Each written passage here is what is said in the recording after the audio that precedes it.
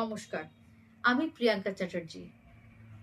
আজ এসেছি তন্ত্রভাষার পক্ষ থেকে প্রথম লাইভ নিয়ে। আমার সঙ্গে রয়েছেন আমার সহকর্মী। অনেকেই আমাদেরকে তন্ত্র সম্পর্কিত কিছু প্রশ্ন পাঠিয়েছেন, সেই বিষয়ক আমরা কিছু আলোচনা আজকে করব। তাহলেই বিষয়বস্তুতে চলে আসা যাক। তন্ত্র কি? এই প্রশ্ন আমাদের সবার মনেই আসে, তন্ত্র কি? শব্দটির অর্থ হলো যা তনুকে ত্রাণ করে, অর্থাৎ আমাদের দেহকে যা ত্রাণ করে তাই হলো তন্ত্র। তাহলে তন্ত্রের সাথে আমাদের যে বাকি চিন্তা ভাবনা রয়েছে সেগুলো কি মেলে না? সেসব বিষয় নিয়েও আমরা আসবো, তবে একটু পরে। আচ্ছা, তন্ত্রের সঙ্গে আমরা খুব ভালো করে জানি অঙ্গাঙ্গিভাবে জড়িয়ে থাকে মন্ত্র। মন্ত্র কি তাহলে? মন্ত্র হলো যা আমাদের মনকে ত্রাণ করে থাকে। এই মন থেকেই সবকিছু সৃষ্টি। এই মনকে যে ত্রাণ করে থাকে তাই হলো মন্ত্র। একটি নির্দিষ্ট ধ্বনিতে বারবার জপের মাধ্যমে মন্ত্র ধীরে ধীরে শক্তিশালী হয়ে ওঠে। মন্ত্র শুধুমাত্র কয়েকটি শব্দ বা অক্ষরের সমষ্টি নয়। মন্ত্রের মধ্যে কিছু শক্তিও থাকে, কিন্তু সেই শক্তি কি প্রথম থেকেই থাকে? না। আমরা যখন বারবার জপ করব, বারবার সেই মন্ত্র বলতে বলতে সেটাকে আমাদের অভ্যেসে পরিণত করব, তখন সেই মন্ত্রের মধ্যে যে গুপ্তভাবে শক্তি নিহিত থাকে সেই শক্তি আস্তে আস্তে উজ্জীবিত হয়ে ওঠে। এটা কিরকম বলবো, যেমন একটি শিশুকে যখন আমরা পাঠ্য বই দিয়ে থাকি, সে প্রথমে কিছুই পড়তে পারে না। সে প্রথমে অ আ ক খ শেখে, তারপর এবিসিডি শেখে, অ আ ক খ থেকে তারপর সে ব্যাকরণ শেখে এবং আস্তে আস্তে একটু করে করে একটার সাথে আরেকটা অক্ষর যুক্ত করে সে বানান তৈরি করতে শেখে। মন্ত্রও খানিকটা তাই। কিভাবে? তাই তো, এই যে শিশুটি আস্তে আস্তে বানান তৈরি করছে, এই যে সে আস্তে আস্তে তার অক্ষর পরিচিতি ঘটছে, দীর্ঘকালীন অভ্যেস, পড়াশোনায় ফোকাস করা, এইভাবে করতে করতে সে একটু একটু একটু করে করে অগ্রসর হচ্ছে। সে নার্সারিতে ছিল, কেজি ওয়ানে উঠছে, কেজি টুতে উঠছে, তাই না? সে প্রথমে কিছুই জানতো না, তার বর্ণ পরিচয় ঘটলো, বর্ণ পরিচয়ের পরে তার শব্দ গঠন সে শিখলো, শব্দ গঠনের পরে সে বাক্য গঠন শিখলো। তখন কিন্তু সে একটা পুরো বাক্য সুন্দরভাবে পড়তে পারছে, তার কিন্তু আর অসুবিধে হচ্ছে না। মন্ত্রও তাই। প্রথমে আমরা মন্ত্রটি না বুঝে উচ্চারণ করে থাকি, তারপর আমরা সে মন্ত্রের নিহিত মানে একটু একটু করে বুঝতে পারি। শুধু বোঝাই তো নয়, শুধু বুঝলেই কি হবে? সেই বোঝার সঙ্গে সঙ্গে সেই মন্ত্রের নিহিত অর্থকে আমরা আমাদের মনের সঙ্গে মেলাতে পারি না। আমরা মন্ত্রটিকে যদি জড়বৎ উচ্চারণ করি, মানে আমরা যদি শুধুই মন্ত্রটিকে উচ্চারণ করি, তখন সেটি শুধুই মাত্র কিছু অক্ষরের সমষ্টি অথবা শব্দের সমষ্টি। তার মধ্যে না আছে প্রাণ, না আছে শক্তি। কিন্তু যদি সেই মন্ত্রকে আমরা মন থেকে উচ্চারণ করে থাকি, সম্পূর্ণ বিশ্বাস নিয়ে উচ্চারণ করে থাকি, তখন তার ভেতরের যে শক্তি, তার যে ঊর্জা, তা আস্তে আস্তে জাগ্রত হতে শুরু করবে এবং দীর্ঘকালীন অভ্যেসে আস্তে আস্তে সেই মন্ত্রের ফলও একটু একটু করে পেতে থাকবেন। একটি চারাগাছ যেমন একদিনে বড় হয়ে ওঠে না, তেমনি একটি মন্ত্র একদিনে তার ফল দেয় না।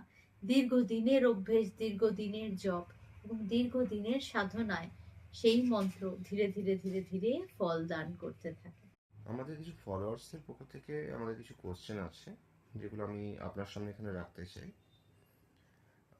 অনেকেই বলেছেন তাদের ফ্যামিলির মধ্যে এবং বাইরেও বন্ধু বান্ধবরা তন্ত্র মানে একটা কালো জাদু বা জাদু টোনা এই জিনিসটাই বেশি বোঝে।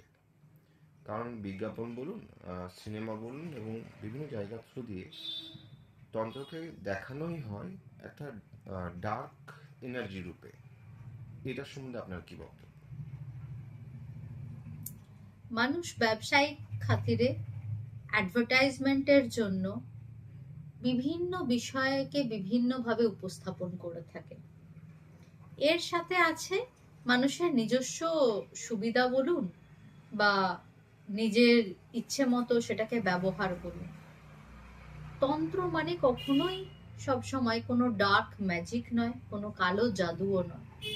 তন্ত্রের একটা বিশাল ক্ষেত্র রয়েছে যার কিছুই আমরা জানি না, কুড়ি পাথরও কুড়িয়ে উঠতে পারিনি।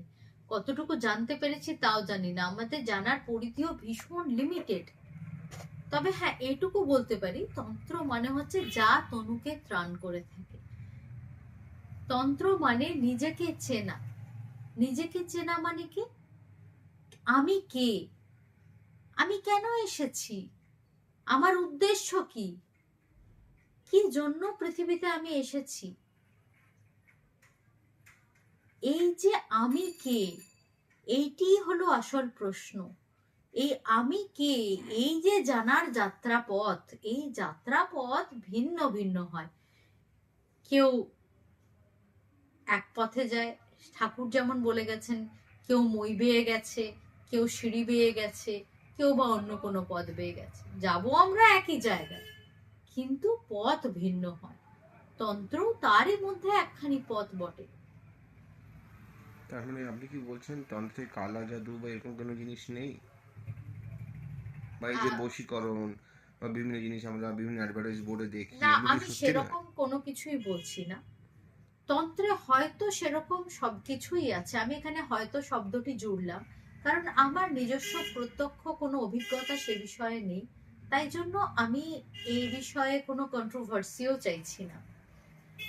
আছে, এবারে এর সত্যতা কতটা, কত দূর, সে বিষয়ে সন্দেহও আছে। কারণ প্রকৃত সাধক যিনি হবেন, তিনি চট করে বশীকরণ, মারণ, উচাটন, স্তম্ভন এই সব বিষয়গুলি করতে চাইবেন না। খুব নিম্নবর্গীয় কিছু সাধকগণ আছেন যারা এই সমস্ত কার্য করে থাকে, কিন্তু কাজ যেমন করেন তার ফলাফলও থাকে। কিরকম? বিভিন্ন বইয়ে পড়েছি, কখনো কিছু আহ, বিদ্বান মানুষের মুখেও শুনেছি।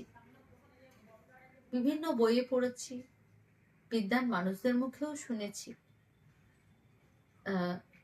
এই সমস্ত বশীকরণ, মারণ, এই সমস্ত ঘটনা যখনই ঘটে, তার ঠিক উল্টো প্রতিক্রিয়াও ঘটে থাকে এবং তার ফলাফল কখনোই শুভ হয় না।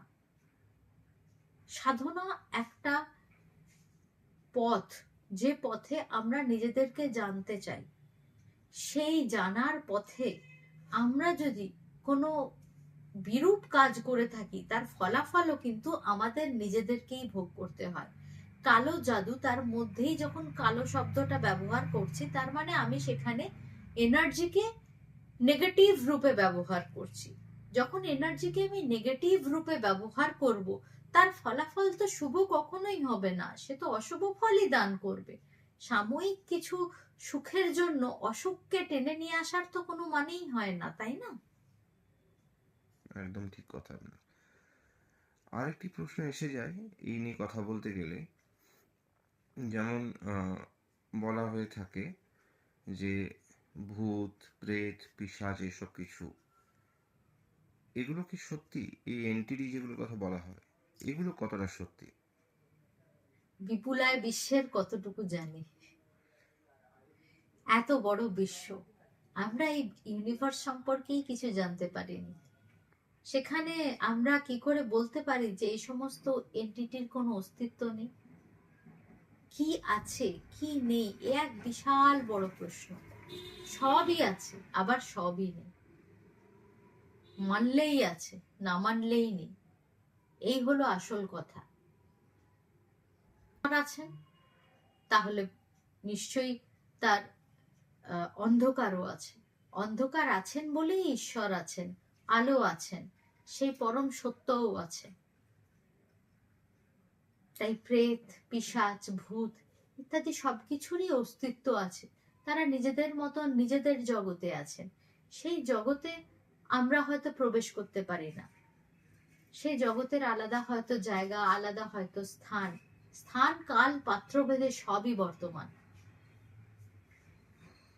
বর্তমানে একটা আহ, বারবার টেন্ডেন্সি দেখা গেছে বর্তমান যুগ অবস্থাতে, যে মানুষ তন্ত্র নিয়ে অনেক কিছু জানতে চাইছে।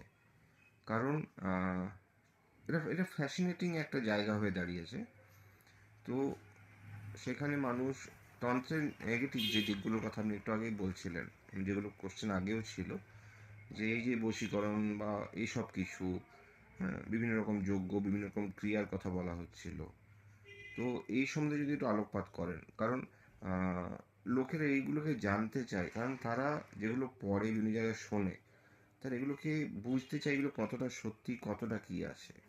তাই ওই আগের কোশ্চেনটাকে আরেকবার আপনার কাছে ফিরিয়ে আনলাম, আর একটু যদি ডেপথ এটা নিয়ে যান।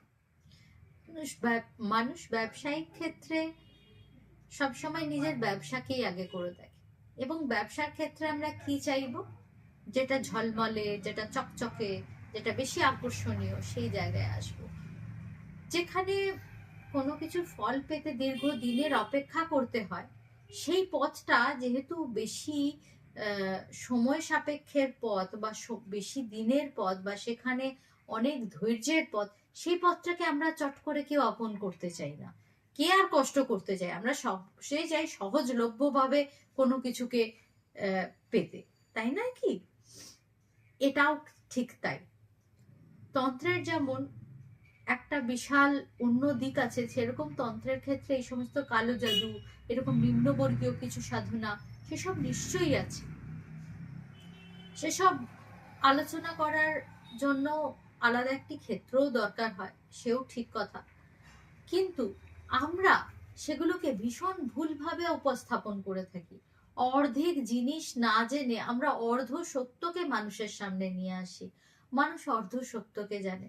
দেবীর প্রকৃত স্বরূপ না জেনে দেবীকে আমরা ভয়াল রূপে বিচার করে থাকি, যার ফলে মারণ উচাটন স্তম্ভন এখানে জনপ্রিয় হয়ে ওঠে। অথচ দেবীর সাধনা কিন্তু জনপ্রিয় হয়ে ওঠে না।